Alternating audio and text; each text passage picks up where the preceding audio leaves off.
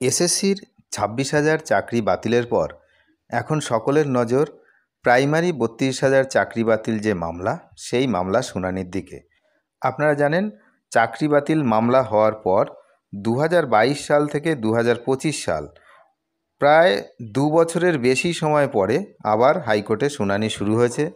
তার বিভিন্ন কারণ রয়েছে। আপনারা জানেন যে বিচারপতির আন্ডারে ছিল তিনি এই মামলা থেকে সরে দাঁড়িয়েছিলেন। পরবর্তীকালে অন্য বিচারপতিদের ডিভিশন বেঞ্চে এই মামলা শুনানি চলছে এবং বিগত কয়েকটি শুনানিতে আপনারা জানেন যে রাজ্যের পক্ষের অ্যাডভোকেট জেনারেল তিনি কিন্তু সওয়াল করেছেন।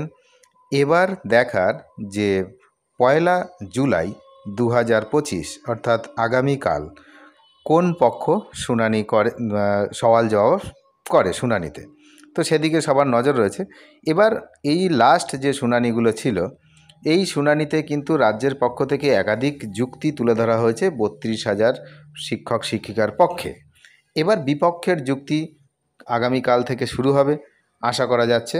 তাহলে কিন্তু আমরা বুঝতে পারবো যে এই মামলার মোড় কোন দিকে যাচ্ছে। যদিও যখন রাজ্যের পক্ষের এজি যখন সওয়াল করছিলেন, তখন বিচারপতিদের কিছু প্রশ্ন, সেই প্রশ্নের উত্তর কিন্তু ঠিকঠাকভাবে দিতে পারেনি। সুতরাং আগামী দিনে এই মামলার ভবিষ্যৎ কোন দিকে যাবে সেটা কিন্তু আগামীকাল থেকে কিছুটা হলেও বোঝা যাবে।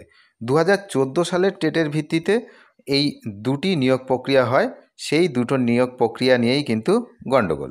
এবং সেখানে এই যে অভিযোগ করেছিলেন প্রিয়াঙ্কা নস্কর সহ প্রায় 140 জন চাকরি প্রার্থী এই প্রথমে অভিযোগ করেছিলেন, এবং প্রথমে যে অভিযোগটা হয়েছিল সেটা হচ্ছে ট্রেন্ড নন ট্রেন্ড এই বিষয় নিয়ে।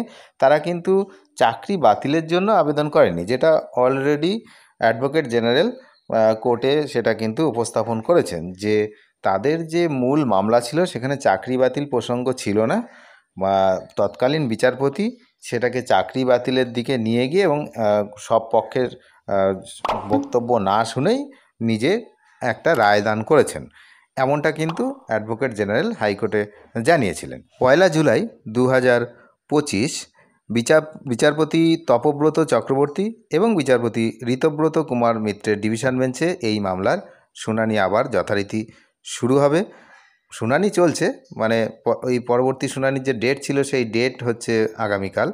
তো যথাসময়ে শুনানি হওয়ার কথা রয়েছে এবং এই নিয়োগ প্রক্রিয়া নিয়ে পক্ষ বিপক্ষের যুক্তি সওয়াল কিন্তু চলছে এবং তার সঙ্গে বিচারপতিদের যে প্রশ্ন সেটাও খুব গুরুত্বপূর্ণ বিষয়।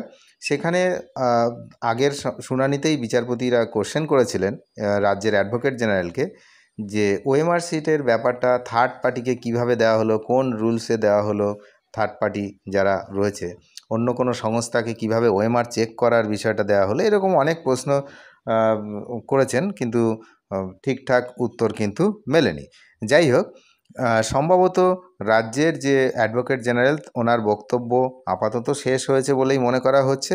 সেটা আগামীকালের শুনানিতেই বোঝা যাবে যে পরবর্তী সওয়াল কারা রাখবেন, পক্ষের না বিপক্ষের।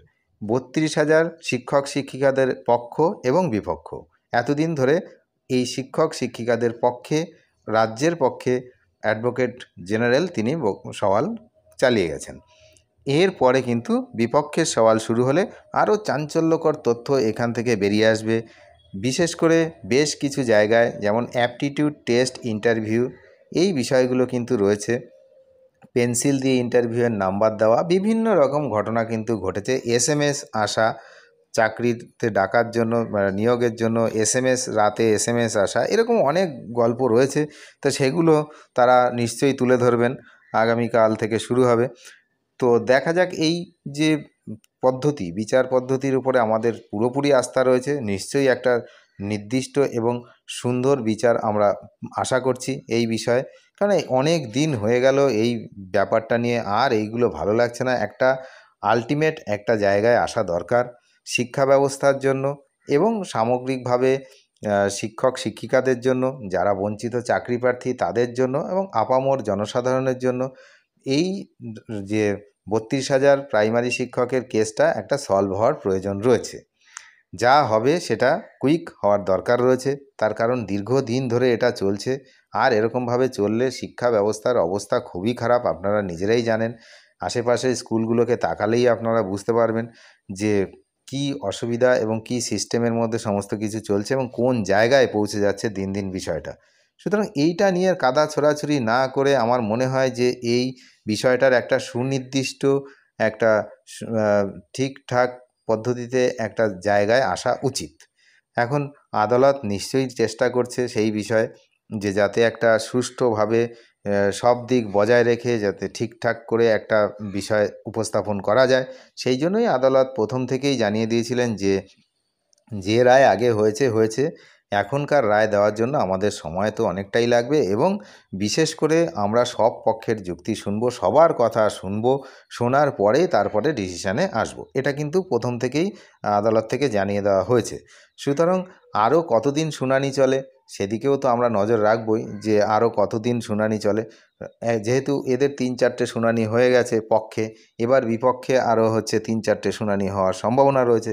সুতরাং মামলাটা দীর্ঘায়িত হচ্ছে এবং আমরা সবাই চাইছি যে এই মামলা খুব তাড়াতাড়ি নিষ্পত্তি হোক, তার কারণ এই মামলা বহু দিনের, প্রায় 2 থেকে 2.5 বছর আগের রায়। তারপর থেকে সেই যন্ত্রণা সহ্য করে যারা শিক্ষক শিক্ষিকারা তারা যেমন স্কুলে যাচ্ছেন, একই যন্ত্রণা একই তারা সহ্য করে, তারা হচ্ছে যারা চাকরি পায়নি তারাও সেই যন্ত্রণা সহ্য করে আছেন যে কি হবে, পুনরায় প্যানেল হবে কি হবে না কি হবে।